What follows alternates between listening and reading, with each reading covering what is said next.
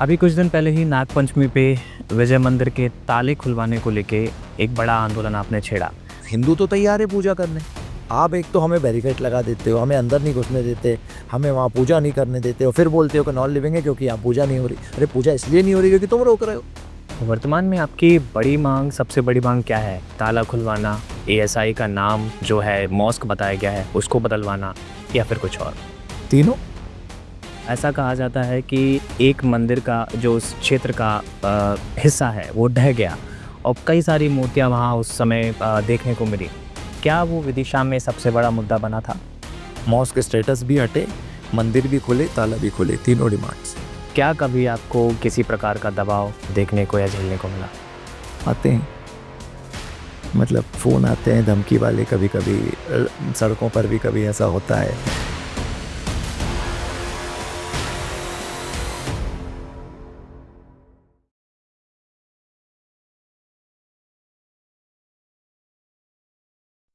नमस्कार, आप देख रहे हैं बातों का सफ़र और मैं हूं आपके साथ गौरव शर्मा। आज हम किसी व्यक्ति विशेष से नहीं बल्कि एक ऐसा मुद्दा लेकर यहाँ हमारे इस एपिसोड में आए हैं जिस मुद्दे ने तूल पकड़ा और हिंदू समाज या हिंदू संगठन की आस्था इस मुद्दे से काफ़ी गहरी जुड़ी हुई है। हमारे साथ हैं शुभम वर्मा जी, जो कि विजय मंदिर से जुड़े एक आंदोलन को बड़ा रूप देने के लिए तैयार है। शुभम जी, बहुत स्वागत है आपका। नमस्ते। अभी कुछ दिन पहले ही नागपंचमी पे विजय मंदिर के ताले खुलवाने को लेके एक बड़ा आंदोलन आपने छेड़ा। प्रशासन का कैसा रुख रहा और आपके हिंदू संगठन के लोगों के बारे में आप क्या जानकारी देना चाहेंगे? अ, आंदोलन सभी को लगभग लगभग पता है कि बीजा मंडल का इतिहास 1000 साल पुराना मंदिर, जिसको कुछ इन्वेडर्स ने तोड़ा, इल्तुतमिश से लेकर औरंगज़ेब ने। तो उसके बाद से जो है ये जो मंदिर है इसको आर्कियोलॉजिकल सर्वे ऑफ इंडिया ने बीजा मंडल मॉस्क के रूप में रजिस्टर कर लिया, अनफॉर्चुनेटली, पता नहीं क्यों। तो हम लोग उसके लिए लड़ रहे थे कि यार पहले तो इस मंदिर को मुक्त कराने के लिए भी लड़े, पिछले वर्ष भी हमने बड़ा आंदोलन किया था। तो फिर हमको रियलाइज़ हुआ कि ये जो एएसआई वाला मसला है, ये आर्कियोलॉजिकल सर्वे ऑफ इंडिया से ही हल हो सकता है, तो कोर्ट जाके या सेंटर गवर्नमेंट से। तो फिर हम लोगों ने सोचा कि यार ये तो ठीक है बट यहाँ पर क्या हो सकता है? तो एक चीज़ थी कि ये जो शटर है मंदिर में लगा रहता है, मंदिर में क्या साल में 1 बार हिंदुओं को पूजा करने की परमिशन है। तो नागपंचमी के दिन हिंदू जाते हैं, वहाँ पर पूजा करते हैं। तो नागपंचमी के दिन हिंदू जब भी पूजा करते हैं तो वहाँ पर ताला लगा रहता है। तो वो शटर बंद होता है जो गर्भगृह है उसका, और उसमें ताला बंद होता है। तो शटर और ताला गर्भगृह का बंद होके पूजा करना, मतलब ये तो फिर पूजा का कोई मीनिंग ही नहीं हुआ, क्योंकि ताला ना तो हमारा भगवान है, ना विग्रह है।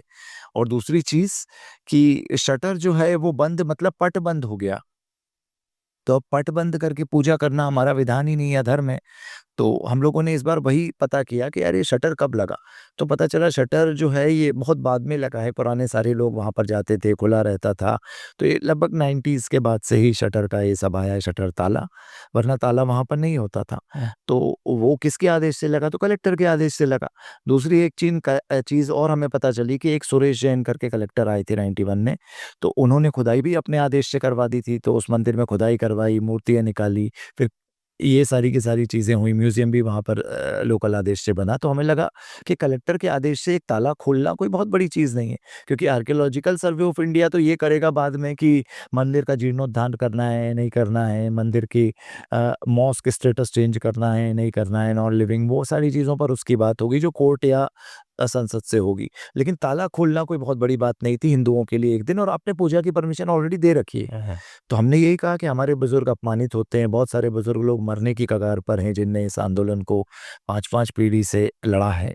तो हमने कहा उनका एक सपना है कि एक बार पूजा जो हो वो ताला खुल के हो जाए, और हम कुछ ऐसा नहीं माँग रहे थे कि यार अ, गैर कानूनी है। हमने उन्हें कानून भी बताया, हमने कहा नॉन लिविंग मॉन्यूमेंट दूसरे भी हैं, जैसे कि धार है, भोजशाला, रायसेन का किला है, वहाँ पर भी ताला खोल के पूजा हो रही है, तो आप यहाँ पर भी करवा सकते हो। बट प्रशासन का रुख, जो आपने प्रश्न पूछा, वो ऐसा रहा कि हम लोगों को ज्ञापन देने के लिए भी बहुत देर वहाँ बैठना पड़ा।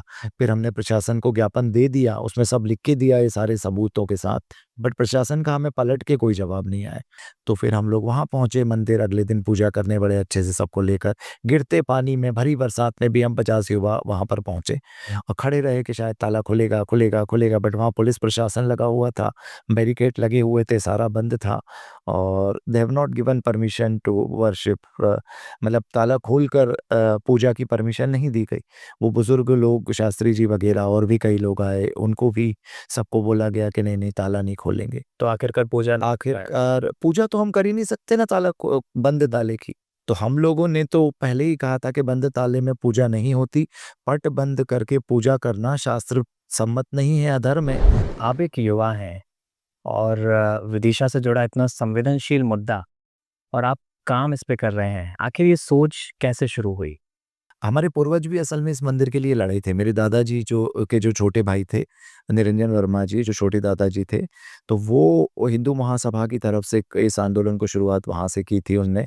बहुत सालों तक वो लड़े, बट कांग्रेस की सरकार थी वो, और ये थे दूसरे दल के, कांग्रेस के विपक्ष वाले लोग, जनसंघ हिंदू महासभा के। तो इन लोगों को कांग्रेस जो है वो परमिशन नहीं दे रही थी, तो उनने काफ़ी साल तक परमिशन नहीं दी कि ताला खोलो। तो उन्हीं लोगों ने लाल बहादुर शास्त्री के समय लड़कर थोड़ा बहुत वो मॉस्क वाला विषय भी सॉल्व करवाया। तो बचपन से हम सुनते आए थे, छोटे-छोटे थे तो हमें उस मंदिर में ले जाया जाता था, दिखाया जाता था। तो वो एक दिल से जुड़ा हुआ एक मुद्दा था और इस मंदिर में जाकर मुझे अंदर से कैसी आध्यात्मिक सी फीलिंग आती थी कि मतलब वो जो पता नहीं, मतलब ये लोगों को लगेगा कि ये क्या बोल रहा है, बट एक देवता हमें पुकार रहे हैं, वो बोल रहे हैं कि अब तुम्हें करना है ये। जी। तो हमने पिछली साल ऐसे ही बैठे थे और एक बुजुर्ग अंकल से बात हुई, उन्होंने कहा कि बेटा मैं मर जाऊंगा, मतलब अब हम तो देख रहे हैं इतने सालों से, अब बट कुछ नहीं हुआ। तो हमने कहा हम करते हैं, तो हम लोगों ने इसे सोशल मीडिया पर डालना शुरू किया, लेख लिखना शुरू करे, रिसर्च करना शुरू किया। तो इतना सारी चीज़ें निकल कर आई कि मज़ा आ गया, मतलब कालगणना से लेकर 64 योगिनी से लेकर वहाँ पर, और सूर्य मंदिर और सूर्य गणना, तो इंटरेस्ट जागा, फिर हमने कहा अब इसको हम करेंगे। वर्तमान में आपकी बड़ी माँग, सबसे बड़ी माँग क्या है? ताला खुलवाना, एएसआई का नाम जो है मॉस्क बताया गया है, उसको बदलवाना या फिर कुछ और? तीनों, मतलब मंदिर चाहिए, पूरा मंदिर चाहिए। पहली बात तो वो मॉस्क है नहीं, ठीक है? तो मॉस्क स्टेटस तो सबसे पहले हटा ही देना चाहिए एएसआई को। दूसरा, ताला खोलकर हिंदुओं को हर वर्ष पूजा करने देनी चाहिए, और हर वर्ष में एक बार भी क्यों, हम तो कहते हैं 365 दिन पूजा होनी चाहिए। और तीसरी एक चीज़ है कि जीर्णोद्धार होना चाहिए। राम मंदिर का जीर्णोद्धार हुआ है, तो ये भी हमारा मंदिर है, प्राचीन मंदिर है, हमारे शहर का मंदिर है, गौरव है मध्य प्रदेश का। इतना विशाल 1000 साल पुराना सूर्य मंदिर, जहाँ से कालगणना होती थी, विक्रमादित्य के वाराह आर्यभट्ट से जुड़ा हुआ इसका इतिहास रहा है। तो ऐसे मंदिर को तो बिल्कुल खुलना चाहिए, मतलब पूरी डिमांड है हमारी तो। मॉस्क स्टेटस भी हटे, मंदिर भी खुले, ताला भी खुले, तीनों डिमांड्स। रायसन का सोमेश्वर मंदिर हो या धार का भोजशाला हो, वहाँ पर मंदिर में पूजा की अनुमति है, लेकिन विदिशा में नहीं है। ताले की पूजा करवाई जाती है। तो आखिर इसको लेके क्या कहेंगे? प्रशासन का क्या तर्क रहा अभी तक जो आपकी लड़ाई रही, या शासन के किसी व्यक्ति से आप मिले तो उनका क्या तर्क रहा? देखिए, प्रशासन जवाब ही नहीं देता, टाल जाता है। असल में सारे तर्क तो हमने दिए हैं उन्हें जी। क्या होता है, अब तक जो लोग उनसे बातें करते थे वो सब भावनात्मक रूप से उनसे बोल देते थे कि ताला खोलो, मंदिर खोलो, ये करो, जीर्णोद्धार करो। तो वो लोग कहते हमारे हाथ में नहीं है, तो टल जाती थी बात। जी। इस बार पहली बार 2 साल में हम लोगों ने सारे तथ्य, सारे दस्तावेज लिखकर उन्हें दिए हैं। तो पिछली बार तो कलेक्टर सर ने जवाब ही नहीं दिया, आर्कियोलॉजिकल सर्वे ऑफ इंडिया के माध्यम से जवाब दिया। उसने पलट के लिख दिया कि इट इज़ अ बीजा मंडल मॉस्क, नॉन लिविंग मॉन्यूमेंट, और अगर आप यहाँ पर पूजा करोगे तो 2 साल की सज़ा, इतने लाख का जुर्माना, ऐसा लिख दिया, डरा दिया युवाओं को। हम डरे नहीं, हमने तब भी आंदोलन किया। हाँ। फिर कलेक्टर सर का ट्रांसफ़र ही हो गया था पिछली बार, तो इस बार हम लोगों ने फिर से सेम ज्ञापन दिया और बिल्कुल स्पेसिफ़िक दिया। इस बार हमने जीर्णोद्धार और ये सारी कोई माँग नहीं करी थी। एक स्पेसिफ़िक कि सिर्फ़ नागपंचमी पे हिंदुओं के लिए ताला खोल दो, हिंदू खुश हो जाएँगे। ये आपके हाथ में है, और हमने सबूत भी दिए। ये जो आपने बताया भोजशाला मंदिर और ये मंदिर, मार्तंड सूर्य टेम्पल, सेम टेम्पल है, सन टेम्पल है कश्मीर का, उसमें राज्यपाल ने 2022 में पूजा की है। ये साइट प्रोटेक्टेड मॉन्यूमेंट था। हमने कहा ये हो सकता है, it can be possible, but कोई तर्क नहीं आया, कोई जवाब भी नहीं आया और हमसे बात भी नहीं की गई। हमें हमारे लेटर का पलट के कोई रिप्लाई नहीं जी। एएसआई द्वारा नॉन लिविंग मॉन्यूमेंट और बीजा मंडल मॉस्क का टाइटल देना, नॉन लिविंग मॉन्यूमेंट आखिर क्या है? और इसको लेकर क्या कभी एएसआई से बात हुई? देखो एसआई कोई बात-वात नहीं करता, एसआई बस एक कागज़ का टुकड़ा आरटीआई लगाओ तो वहाँ से जवाब करके दे देता है। उसमें लिख देता है it is a non living monument 1951 protected monument. और नॉन लिविंग मॉन्यूमेंट ये लोग उसको बोलते हैं जहाँ पर पूजा नहीं हो रही है। जी, है ना? और डीटी नहीं है, मूर्ति नहीं है। तो मूर्ति तो बदायूं की मस्जिद की सीढ़ियों में गड़ा दी गई थी इल्तुतमिश के बाद। तो वो इतिहास उन्हीं ने लिखा है, इस्लामिक इन्वेडर्स ने, और हमारे पास वो किताबें हैं जिसमें लिखा है। तो हमारी मूर्ति उनने तोड़ी थी। दूसरा बात, तो ये लोग कहते हैं मूर्ति नहीं है, पचासों मूर्तियाँ उस मंदिर की खुदाई में निकल आई हैं। आप उसके म्यूज़ियम में जाओ, म्यूज़ियम के अंदर कम से कम 100-150 मूर्तियाँ रखी हुई हैं। तो कैसे मूर्ति नहीं है, ये तो कोई बात ही नहीं होती, ज़बरदस्ती की बात है। दूसरी एक चीज़ आपने जो बोली कि नॉन लिविंग मॉन्यूमेंट की, कि एएसआई, मतलब एक्चुअली एएसआई ही गड़बड़ करके रखा हुआ है। हम तो बोल रहे हैं आप खुदाई करो, आप खुद सच निकालो। वो खुद लिख रहे हैं वहाँ पर भरमारकालीन मंदिर था और पूजा नहीं करने। अब देखो, नॉन लिविंग मॉन्यूमेंट तो वो हो ही जाएगा ना जब आप पूजा करने से पुलिस प्रशासन रोक रहा है। मतलब हिंदू तो तैयार है पूजा करने। आप एक तो हमें बैरिकेड लगा देते हो, हमें अंदर नहीं घुसने देते, हमें वहाँ पूजा नहीं करने देते और फिर बोलते हो कि नॉन लिविंग है क्योंकि यहाँ पूजा नहीं हो रही। अरे पूजा इसलिए नहीं हो रही क्योंकि तुम रोक रहे हो। तुम आज खोल दो, कल कल से हिंदू पूजा शुरू कर देंगे सुबह-शाम। जब हम बेतवा माता की पूजा कर सकते हैं सुबह-शाम, तो हम यहाँ पर क्यों नहीं करेंगे यार पूजा? तो पूजा तो हो सकती है। और तीसरी एक चीज़ आपको बताना चाहूँगा कि गर्भगृह के अंदर प्राण प्रतिष्ठा होती है देवता की। हिंदू मूर्ति पूजक नहीं है। हिंदू विग्रह की पूजा करता है। विग्रह और मूर्ति में अंतर बताता हूँ। मूर्ति होता है पत्थर, है ना? पत्थर में जब मंत्र पढ़कर प्राण प्रतिष्ठा होती है तब वो विग्रह बन जाता है। जी। तो आप लोग जब घर पे भी पूजा करते हो तो वो सुपारी रखते हो 9। सुपारी रखने के बाद देवता का प्राण प्रतिष्ठा करते हो। फिर पूजा के बाद देवता से बोलते हो अब आप चले जाओ। फिर आप उसको हिला के और वापस सिराते हो। गणेश जी की प्रतिमा, देवी जी की प्रतिमा में प्राण वापस निकाल के फिर हम उसको मूर्ति में सिराते हैं। मतलब पत्थर फेंकते हैं वापस वहाँ, मिट्टी, देवता को नहीं फेंकते। तो देवता तो उस मंदिर में प्रतिष्ठित हैं। गर्भगृह के अंदर मूर्ति भले ही कितने ही मुसलमानों ने, इस्लामिक इन्वेडर्स ने तोड़ दी हो, लेकिन उस गर्भगृह में हमारे देवता हैं, प्राण प्रतिष्ठा हुई है और प्राण प्रतिष्ठा हमने हटाई नहीं है। जी, मतलब कोई हमने तो तोड़ा नहीं है मंदिर और बोला नहीं है कि इसको रिप्लेस कर रहे हैं। तो प्राण प्रतिष्ठा वहाँ पर है, देवता का स्थान है, वो देव स्थान है, इसलिए हम उस गर्भगृह के अंदर जाकर पूजा की बात करते हैं। 1991 और 1992 की जब बाढ़ विदिशा में आई, तो ऐसा कहा जाता है कि एक मंदिर का जो उस क्षेत्र का हिस्सा है, वो ढह गया और कई सारी मूर्तियाँ वहाँ उस समय देखने को मिली। क्या वो विदिशा में सबसे बड़ा मुद्दा बना था? जी, बना था। मतलब उसके पहले से चल रहा था, 1951 से ये मुद्दा बढ़ा था। 65 तक तो बहुत हिंदू-मुस्लिम विवाद हुए। 65 में जब मुस्लिम लोगों को एक अलग से ईदगाह दे दी गई, तब से हिंदू-मुस्लिम विवाद थम गया, क्योंकि हिंदुओं को मिल जाना था। लेकिन उसके बाद भी सरकारों ने क्या किया, इसको मॉस्क लिख के प्रोटेक्टेड मॉन्यूमेंट में डाल दिया। तो हिंदू विरोध करते रहे, तो फिर नागपंचमी पे एक दिन पूजा की परमिशन दे दी। तो नागपंचमी पे भी पूजा होती रही, बसंत पंचमी पे होती रही, इस तरह से चीज़ें चलती रहीं। उसके बाद क्या हुआ, 91 तक ये लोग मान नहीं रहे थे, एएसआई वाले, कि ऐसा कुछ है।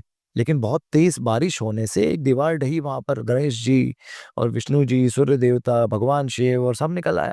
तो सुरेश जैन जो कलेक्टर थे, ऐसा बताया जाता है, उनका इंटरेस्ट था। तो बाय इंटरेस्ट उन्होंने खुदाई करवा दी। तो वो जो खुदाई हुई तो उसमें 200-250 मूर्तियाँ निकले जा रही, निकले जा रही।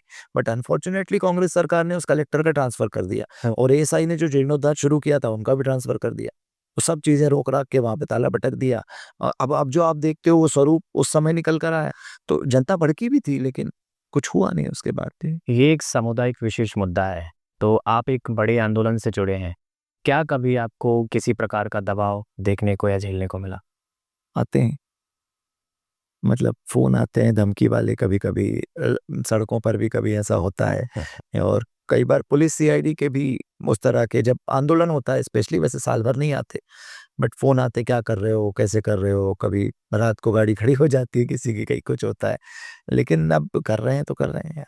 इतने लोगों ने, पूर्वजों ने जान दी है, शिवाजी, संभाजी जिनकी आँखें निकाल ली थी, शरीर नोच दिया था। गुरु गोविंद सिंह जी के साथ 4 बच्चे साहिबजादे जो शहीद हुए थे। ऐसे ही जिस धर्म के लिए वो लोग तब लड़ गए जब औरंगज़ेब ज़िंदा था, तो आज तो औरंगज़ेब के कोई नहीं है। आज हम नहीं लड़ेंगे क्या मंदिर के लिए? ये सब तो चलता रहता है।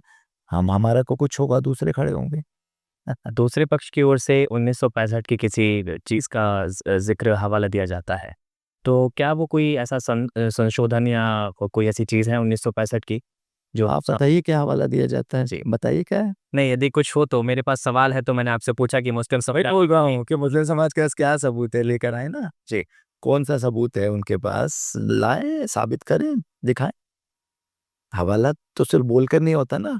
हम जब कोर्ट में जा रहे हैं, एक हिंदू कोर्ट में जा रहा है, तो ये लोग बोलते हैं कि शिल्प शास्त्र का रेफरेंस लाओ, फिर बोलते हैं कि कंटेम्परेरी रेफरेंसेस लाओ, हिंदू देवता के रेफरेंसेस लाओ, पुराणों के रेफरेंसेस लाओ, मुगल इन्वेडर्स के रेफरेंसेस लाओ, उस समय के राजा रानी के रेफरेंसेस लाओ, टेम्पल आर्किटेक्चर के रेफरेंसेस लाओ, और ये लोग बस बोल देते हैं और वो बन जाता है विषय। तो तुम भी लाओ ना रेफरेंसेस, अब दिखाओ कौन से कागज पत्ते हैं तुम्हारे पास। और यहाँ पर उनका कोई विषय जैसा है नहीं, तो वो कुछ लोगों ने पिछली बार एक ज्ञापन दिया था, आप सही बोल रहे हो, पिछले आंदोलन में, इस बार नहीं दिया, तो हमने उसका पलट के रेफरेंसेस में जवाब दिया था कलेक्टर को। मतलब 7 दिन के अंदर हम लोगों ने पलट के पूरा डेटा के साथ दिया था कि ये मंदिर है। उन्होंने कहा था कि नहीं है। हमने कहा अब आप साबित करो कि नहीं है। तो फिर वो कोई जवाब नहीं दिया कि साबित कराओ कि नहीं है। 90 के दशक के बाद जब सरकार बदली, तो ऐसा भी सुनने में आया कि कई सरकार के नेता भी इस आंदोलन से जुड़े, या उन्होंने ऐसा आश्वासन दिया कि इस मंदिर के पक्ष में कुछ काम किया जाएगा। तो क्या आपकी ऐसे किसी राजनीतिक व्यक्ति से भी उस समय या आपको चल के जो आंदोलन चल रहा है, ऐसी बात हुई कि मंदिर को लेके? सबको पता है जी, सबको पता है। उन सब लोगों ने भी इसके लिए लड़ाइयाँ लड़ी हैं। सबका योगदान है थोड़ा-थोड़ा। योगी जी के गुरु का भी कुछ यहाँ पर जुड़ाव था? मेरे दादाजी जो थे, जो निरंजन वर्मा जी जो थे, वो महंत अवैधनाथ जी से जुड़े हुए थे, योगी जी के गुरुजी से।